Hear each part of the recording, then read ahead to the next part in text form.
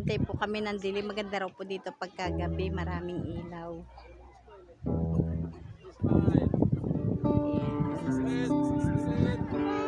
Yung dalaga po ako, hindi ko man lang naranasan ng mamasyal.